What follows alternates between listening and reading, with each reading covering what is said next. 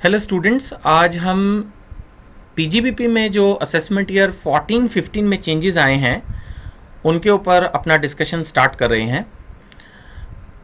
PGBP में वैसे कोई प्रैक्टिकली कैलकुलेशन वाइज चेंज नहीं आया है, सिर्फ इतना है कि एक दो नए सेक्शन इंट्रोड्यूस हुए हैं जो कि एज सच मुझे लगता है कि इंटर के लेवल के हिसाब से तो इतने रेलेवेंट नहीं हैं। हाँ, फाइनल लेवल पे शायद ये ज़्यादा रेलेवेंट होंगे, क्योंकि खासकर जो सेक्शन अब मैं पढ़ाना शुरू कर रहा हूँ ये it is only for corporate SSC. ये एक बहुत पहले कभी इन्वेस्टमेंट अलाउंस हुआ करता था, उसी स्टाइल में फिर से एक सेक्शन इन्होंने ये इंट्रोड्यूस किया है 32AC। इसमें इन्होंने कॉर्पोरेट एसएससीज के लिए कहा है जो मैन्युफैक्चरिंग सेक्टर में है कि अगर वो 100 करोड़, देखिए आप समझ सकते हैं, एक तो सिर्फ कंपनी एसएससी के लिए है और उसके लिए भी जो है जो 100 करोड़ से ऊपर की इन्वेस्टमेंट कर रहे हैं सिर्फ उनके लिए ये कंसेप्ट जो है ये लेके आए हैं 15% का इन्वेस्टमेंट अलाउंस। सबसे पहली बात तो यही है कि जो नया सेक्शन आया है 32AC, ये आपके एग्जामिनेशन के हिसाब से प्रैक्टिकल क्वेश्चन में रेलेवेंट नहीं है, क्योंकि इंटर लेवल पे अगर हम स्पेशली बात करें तो इंडिविजुअल का ही क्वेश्चन आता है, तो उसमें ये प्रैक्टिकल क्वेश्चन में अट्रैक्ट नहीं होगा, थ्योरी के एंगल से पूछ सकते हैं। तो इसमें यह है कि this benefit of this section जो नया आया है it is only for corporate SSC. Corporate SSC में भी जब मैन्युफैक्चरिंग सेक्टर हो, यानी कि जो मैन्युफैक्चरिंग सेक्टर में कंपनीज हैं उनके लिए ये सेक्शन है सिर्फ। इसके आगे अगर हम बात करते हैं तो एक सेकेंड, ये स्लाइड शो स्टार्ट करना पड़ेगा मुझे। हाँ, तो इसके आगे अगर हम बात करते हैं तो इसके अंदर इन्होंने कहा है कि ओनली फॉर कंपनीज, ऐसी मैंने आपको बताया। दूसरी बात इन्होंने कहा है कि जो प्लांट एंड मशीनरी है that should be like basically it should be a new machinery and use for manufacturing. ये रीजन है कि इन्होंने कुछ एक नेगेटिव पॉइंट्स भी दे दिए कि अगर सेकेंड हैंड मशीनरी होगी तो नहीं मानेंगे। ये पहले भी कई प्रोविजंस में हम यूज़ कर चुके हैं कंसेप्ट इस तरह के कि अगर सेकेंड हैंड मशीनरी लेकिन अगर इंपोर्टेड हो तो उसको न्यू की तरह ट्रीट कर लेते हैं। लेकिन यहाँ पर इन्होंने कर दिया कि second hand machinery including imported second hand plant and machinery, मतलब कि सेकेंड हैंड मशीनरी तो नहीं चलेगा। दूसरी बात ये हो गया कि प्लांट एंड मशीनरी जो भी आपके ऑफिस में है, एक्चुअली ऑफिस में आप सोचेंगे कौन सी मशीनरी, पहले भी मैं समझा चुका हूँ कि ऑफिस में मशीनरी का मतलब जिसको मशीनरी की तरह ट्रीट कर रहे हैं, जैसे कंप्यूटर्स हो गए, प्रिंटर्स हो गए, तो ये भी एक तरह से प्लांट एंड मशीनरी के ब्लॉक में आते हैं, लेकिन as such they will be in office, या रेजिडेंशियल क्वार्टर्स हैं, गेस्ट हाउसेज हैं, या ऑफिस अप्लायंसेज हो गए, इसमें कंप्यूटर सॉफ्टवेयर भी इन्होंने इंक्लूड किया है। इसके अलावा एनी व्हीकल, शिप, एयरक्राफ्ट, इनके ऊपर ये बेनिफिट देने के लिए तैयार नहीं है। और इसके अलावा वो सारी मशीनरीज जिनके ऊपर 100% डिडक्शन मिलती है, जैसे pollution controlling equipments and all that, तो उन सबको इससे बाहर रखा गया है। कहने का मतलब ये है कि मैन्युफैक्चरिंग सेक्टर की कंपनी जब क्लियरली नई प्लांट एंड मशीनरी में पैसा इन्वेस्ट करेगी तो उसको डेप्रिसिएशन के साथ साथ 15% का एडिशनल एक एक्सपेंडिचर अलाउ कर रहे हैं in the form of investment allowance. Time limit इन्होंने दी है कि 1 अप्रैल 13 से लेके 31 मार्च 2015 के बीच में ही होनी चाहिए, यानी कि एक तरह से टाइम फ्रेम दिया है 2 सालों के लिए, 13-14 एंड 14-15 फाइनेंशियल ईयर वाइज अगर हम चलें। इन्वेस्टमेंट शुड एक्सीड 100 करोड़, यानी एग्जैक्ट 100 करोड़। अगर बाय द वे इसके ऊपर एक छोटा सा क्वेश्चन कोई फ्रेम हो भी जाए तो आपको मालूम होना चाहिए एग्जैक्ट 100 करोड़ होने पर भी नहीं, एक्सीड होना चाहिए। 100 करोड़ से चाहे 1 रुपया ऊपर हो, the investment should exceed 100 crore and then it is 15%। Style इनका ये है कि जो फाइनेंशियल ईयर 13-14 है उसमें अगर आपने 100 करोड़ से ऊपर इन्वेस्ट किया तो 15% दे देंगे, उसके अगले साल में भी आपने जो इन्वेस्टमेंट किया उस पर भी 15% दे देंगे। अदरवाइज जो इनका टेक्निकल वर्जन है, अगर मैं उसको ध्यान से पढ़ूँ, आप भी मेरे साथ ध्यान से पढ़िएगा, it is 15% of investment in the financial year 13-14, यानी कि जो आपने 13-14 में इन्वेस्टमेंट की है उसका 15% डिडक्शन देने को तैयार है।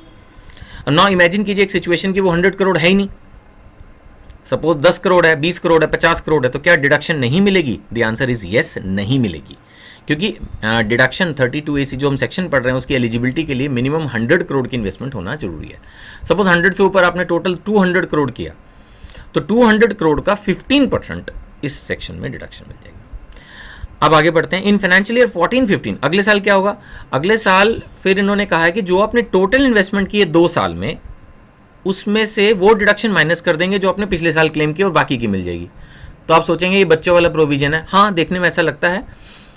सपोज इमेजिन कीजिए कि 13-14 में 200 करोड़ की इन्वेस्टमेंट की तो उस पर मिल गया, अगले साल सपोज 50 करोड़ की और की तो उस पर भी मिल जाएगा। एक तो कंसेप्ट ये है कि दोनों साल की क्यूमुलेटिव इन्वेस्टमेंट जो है वो 100 करोड़ से ऊपर होनी चाहिए। तो कहने का मतलब है अगर फर्स्ट ईयर में 200 करोड़ किया, डिडक्शन मिल गई, तो नेक्स्ट ईयर 100 करोड़ से कम भी करेंगे, 10 करोड़ भी करेंगे तो उस पर भी मिल जाएगी, क्योंकि टोटल एग्रीगेट इन्वेस्टमेंट देखनी है 13, 14 and 14, 15 and it should exceed aggregate investment. आप देखेंगे 4th पॉइंट में लिखा हुआ है एग्रीगेट इन्वेस्टमेंट जो है वो 100 करोड़ से ऊपर क्रॉस करनी चाहिए। तो कहने का मतलब है 13, 14 में जितनी भी इन्वेस्टमेंट की हो, अगर वो 100 करोड़ से ऊपर है तो उसमें डिडक्शन मिल जाएगी, और बाकी की जो डिडक्शन है नेक्स्ट ईयर जो इन्वेस्टमेंट होगी उस पर भी 15% डिडक्शन मिल जाएगी। अब शांति से मैं बोलूंगा, आप शांति से सुनेंगे। 3 अलग अलग एग्जाम्पल। पहला, फर्स्ट ईयर में सपोज हमने 150 करोड़ लगाए, उस पर डिडक्शन मिल जाएगी। नेक्स्ट ईयर में 200 करोड़ लगाए, उस पर भी मिल जाएगी, सिंपल। दूसरा, फर्स्ट ईयर में 150 करोड़ लगाए, उस पर तो मिल ही जाएगी। नेक्स्ट ईयर में अगर 100 करोड़ से कम से 80 करोड़ लगाए, उस पर भी मिल जाएगी, क्योंकि एग्रीगेट 100 करोड़ से ऊपर है। तीसरी एक सिचुएशन जहां फर्स्ट ईयर में सपोज 80 करोड़ लगाए, नहीं मिली, नेक्स्ट ईयर में सपोज 30 करोड़ लगाए, अब टोटल हो गया 110, तो टोटल 110 पे 15% नेक्स्ट ईयर में ही मिलेगी। क्योंकि अब मैं इस पॉइंट पे आता हूं, फॉर्मूला जो यहां लिखा हुआ है, in financial year 14-15 it is 15% of total investment from 13 to 15 less deduction already claimed. अब डिडक्शन पिछले साल तो मिली ही नहीं थी। क्यों नहीं मिली थी? क्योंकि last year it was less than 100। सो ये थर्ड एग्जाम्पल है बेसिकली जो ध्यान से समझने वाला है कि कभी अगर ऐसा हो कि 13-14 में इन्वेस्टमेंट कम हो और 14-15 में मिलाकर 100 से ऊपर हो जाए, तो बेसिकली जो भी डिडक्शन मिलनी है फिर वो सारी डिडक्शन एक साथ एक ही साल 14-15 में मिल जाएगी। ये कंसेप्ट है। इसी चीज़ को मैंने इलस्ट्रेट करके एज इट इज़ यहाँ लिखा भी हुआ है आपके लिए, सेम वही फैक्ट्स एंड फिगर्स के साथ कि 13-14 में सपोज 80 करोड़ किया, कोई डिडक्शन नहीं मिली क्योंकि 100 करोड़ से कम है। अगले साल सपोज 30 और किया, तो अब टोटल 110 पे इस साल यानी कि जो अगला साल है 14-15 फाइनेंशियल ईयर, उसमें डिडक्शन मिलेगी। I hope it is clear. कुछ और छोटी छोटी बातें जो कि यूजली सेक्शंस में लिखी होती हैं कि जो असेट आपने ले ली वो फिर अगले 5 साल तक आप बेचोगे नहीं। नेचुरली वो इन्वेस्टमेंट आपकी ब्लॉक तो करना ही चाहते हैं। अगर आपने बेच दिया तो जो भी डिडक्शन आपको मिली थी इन्वेस्टमेंट अलाउंस की इस सेक्शन की, वो टैक्सेबल हो जाएगी। कैपिटल गेन के प्रोविजंस एज यूजुअल रहेंगे। सवाल ये उठता है कि अगर अगले 5 सालों में सेल आपने नहीं की लेकिन अमेलगमेशन डीमर्जर हो गया, तो आमतौर पर उसमें बेनिफिट्स मिलते ही हैं, तो फिर टैक्सेशन नहीं होगा। लेकिन वो जो नई कंपनी बनी, अमेलगमेटेड कंपनी या रिजल्टिंग कंपनी, वो अगर इसको 5 साल के अंदर बेच दे इंस्टॉलेशन डेट के, तो फिर उसको टैक्स लग जाएगा। कुल मिला के घुमा फिरा के कंक्लूजन यही है कि जो नई एसेट्स आपने खरीदी हैं उनको 5 साल तक नहीं बेचना। अगर बेचा तो जो डिडक्शन मिली थी वो टैक्सेबल हो जाएगी as business income in the year of cell.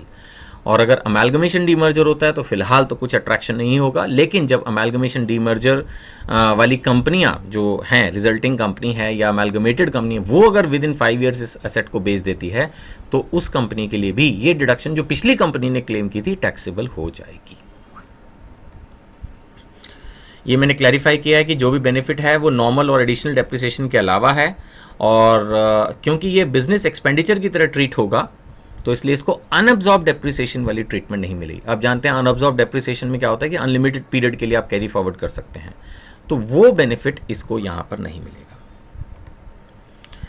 ये एक डिडक्शन हमने जो पीजीपी में अमेंडमेंट्स हैं टोटल 3 हैं, उनमें से एक अभी हमने कंप्लीट की, दूसरी कुछ खास इंपॉर्टेंट नहीं है, सिर्फ इतनी सी बात की है कि इन्होंने कमोडिटीज़ ट्रांजैक्शन टैक्स जो है वो बिजनेस साइड में अलाउ किया, जैसे सिक्योरिटीज़ ट्रांजैक्शन टैक्स भी करते थे। कोई बहुत इंपॉर्टेंट सेक्शन नहीं है, आप इसको इग्नोर भी कर सकते हैं, बस एक दिमाग में पढ़ के डालने वाली बात है कि अब 36(1)(16) में जो है कमोडिटीज़ ट्रांजैक्शन टैक्स भी अलाउ कर दिया है।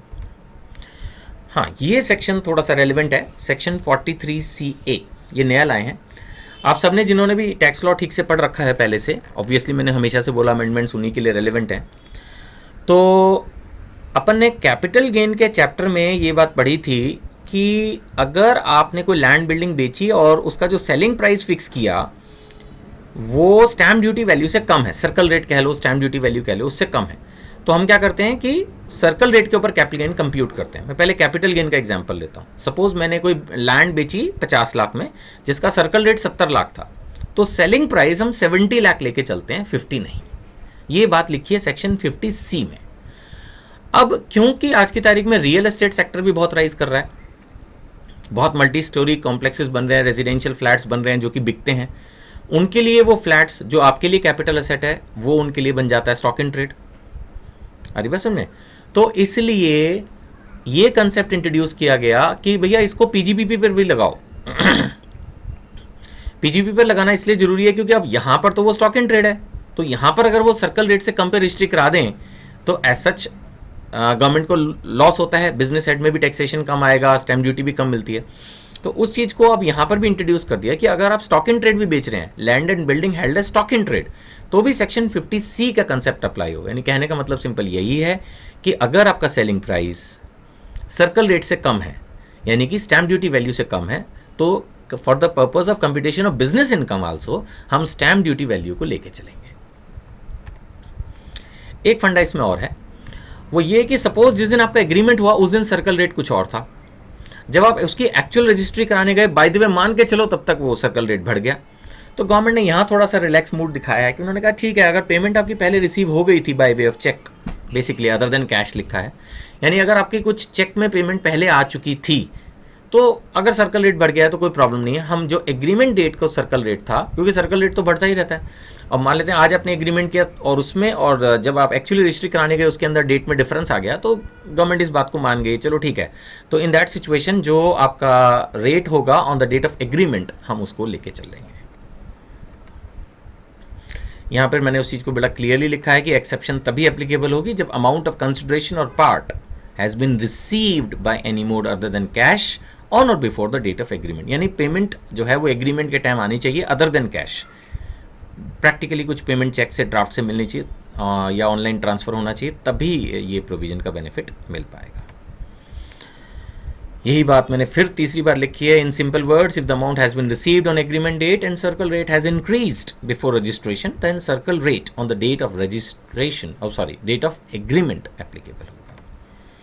सो इस चैप्टर में 3 ही अमेंडमेंट्स थी, कोई खास अमेंडमेंट्स नहीं है। एज ऑफ आप देख सकते हैं जितने भी मेजर सेक्शंस थे 32, 35, 36, 37 या डिसअलाउंसेस के सेक्शंस थे 40, 40A, उनमें सबसेक्शन 2, सबसेक्शन 3, 44 AA भी, कहीं कोई चेंज नहीं है। 3 नए सेक्शन आए हैं, मैं एक सांस में उनको आपको रिवाइज़ करा सकता हूँ। 32AC के अंदर सिर्फ इतना आया कि कंपनी 100 करोड़ से ऊपर अगर इन्वेस्टमेंट करती है मैन्युफैक्चरिंग सेक्टर में तो 15% का इन्वेस्टमेंट अलाउंस है। दूसरा आया है कि भैया कमोडिटीज़ ट्रांजैक्शन टैक्स अलाउड है। और तीसरी बात इन्होंने कह दी कि जो सर्कल रेट वाला कंसेप्ट था वो अगर आप land and building as a stock in trade बेच रहे हो तो सर्कल रेट पर ही बिजनेस इनकम कैलकुलेट होगी। बस ये 3 बातें आपके बिजनेस हेड के सेक्शन में आई और कुछ खास बात नहीं है। हमेशा से मैंने आपको अपना पर्सनल मोबाइल नंबर और ईमेल आईडीज़ वगैरह दी है, आप कभी भी मुझे कॉन्टैक्ट कर सकते हैं। Thank you.